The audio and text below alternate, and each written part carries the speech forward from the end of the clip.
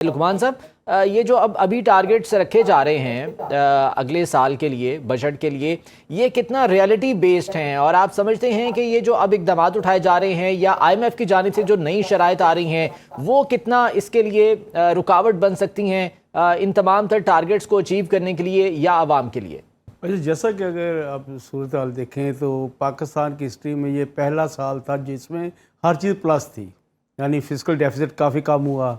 इस साल जो बजटरी डेफिसिट वो भी नीचे गया, ट्रेड डेफिसिट भी नीचे गया, यानी जो एक ट्विन मॉन्स्टर होता है डेफिसिट का, उस पर पाकिस्तान ने काफ़ी हद तक काबू पा लिया था।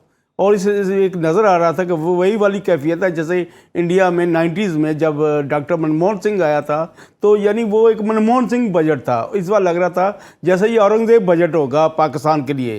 अगर ये वार वाली मामला ना आता तो यकीनन ये एक बहुत इतना फिजिकल स्पेस बन चुका था पाकिस्तान के लिए कि इस तमाम टारगेट को अचीव करना आसान होता। कभी भी 4.2 का जो रखा गया, गुड, नॉट बैड। हो सकता है कि ये पाकिस्तान अचीव भी कर ले, जैसा कि इस वक्त राइजिंग ट्रेजेक्ट्री पे हमारी इकोनॉमी है।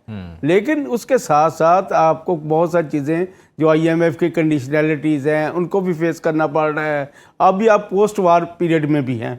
अभी आपने 4-5 जो दिन गुजारे हैं महके, वो बड़े मुश्किल थे। उस पर यकीनन मोबिलाइजेशन पे, दूसरों पे खर्चा पाकिस्तान का खासा आया, यकीनन उससे एक फ़र्क पड़ेगा। लेकिन जहाँ तक ये था ना कि जो इन्वायरमेंट था पाकिस्तान की इकानॉमी का, वो बेहतर हो चुका था। ऐसे ही था जैसे इंडिया का, जैसे मैं मिसाल दे रहा हूँ कि इंडिया को उस पीरियड से पहले हिंदू ग्रोथ रेट कहा जाता था। इंडिया का ग्रोथ रेट हमेशा 2.5-3 तक रहा। लेकिन जो ही मनमोहन सिंह के पास वो मौका मिला, उसने फिर उस जैसी तब्दीली लाया। लुकमान साहब, ये बड़ा खुश आइंद है कि पॉजिटिव चीज़ें जो है वो हमने देखी हैं गुज़िश्ता एक साल के दौरान। पॉलिसीज़ में जो है वो शायद कुछ चेंज आया है। ये जो डॉक्यूमेंटेड इकोनॉमी की तरफ हमने जाने का एक टारगेट सेट किया था, लास्ट ईयर भी जब बजट पेश किया गया तो यही बातें की गई कि तमाम तर चीज़ों को डिजिटलाइज किया जाएगा ताकि डॉक्यूमेंटेड इकोनॉमी की तरफ हम जा सकें। अभी FBR की रिस्ट्रक्चरिंग हो या उसको जो है वो डिजिटलाइज करना हो या दीगर मामलात हों, इसमें कहाँ पर लैग कर रहे हैं इस वक्त हम, चूँकि आपने बहुत करीब से ये चीज़ें देखी हुई हैं, तो इस बारे में बताइएगा। असल में अगर आप देखें हिस्ट्री में तो बड़ी एक अजीब बात है कि यही ताजर जो कि इस वक्त कह रहे होते हैं कि हमें आप टैक्स नेट में लाओ, दे आर द वर्स्ट अपोजर्स।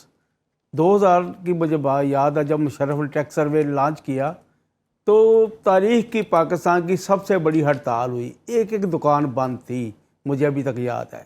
उसके बाद अब जब भी ये कोई ऐसा डॉक्यूमेंटेशन का मामला आया तो ताजर जो तबका है वो इकट्ठा हो गया और उन्होंने ब्लैकमेल किया है। और एक चूँकि जितने बहुत सारे जो जमातें आती हैं उनका एक समझे कि फाइनेंसिंग का ज़रिया ये भी होता है कि उन्होंने, जैसे कॉर्पोरेट सेक्टर है, इस ताजर कम्युनिटी है, वो एक वोटर होते हैं, उनके स्ट्रॉन्ग वोटर होते हैं जिनकी बुनियाद पर उनकी इलेक्शन कैंपेन चलनी होती है, तो वो डेटर हो जाते हैं। जब भी कोई ऐसी सिचुएशन आती है तो कई दफ़ा ये प्लान आते हैं जी कि आप इसको डॉक्यूमेंट किया जाए, चेक का निज़ाम लाया जाए। लेकिन कभी भी फैसलाबाद की सूतर मंडी में चल जाए आपको पर्ची का निज़ाम नज़र आएगा, शालम मार्केट में पर्ची का निज़ाम नज़र आएगा। और इसी तरह आपकी अकबरी मंडी है, वहाँ पे जबकि इतनी सारी ऑनलाइन जो बिज़नेस हो रहे हैं, सब कुछ हो गया, वहाँ पे आपको खाते पुराने नज़र आएंगे। वजह क्या है? वही वजह है कि अगर ये चीज़ें जब कच्चा खाता और पक्का खाता का निज़ाम जब ख़त्म हो जाएगा, डॉक्यूमेंटेशन हो जाएगी।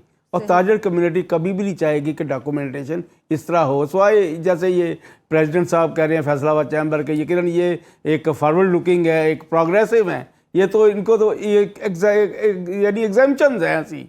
अक्सरियत जो है वो जब भी ऐसा मौका आता है, बहुत बड़े बड़े जो एसोसिएशन के ताजर रहनुमा जो हैं वो ऐसे लोगों के साथ खड़े हो जाते हैं और हुकूमत के लिए मसला बन जाता है कि क्या हमने हुकूमत जगह चलानी है, हमने अपने टारगेट अचीव करने हैं किसी हद तक, तो इनके साथ चलना पड़ेगा। जैसे ताजर दोस्त स्कीम थी, उसके साथ क्या हुआ?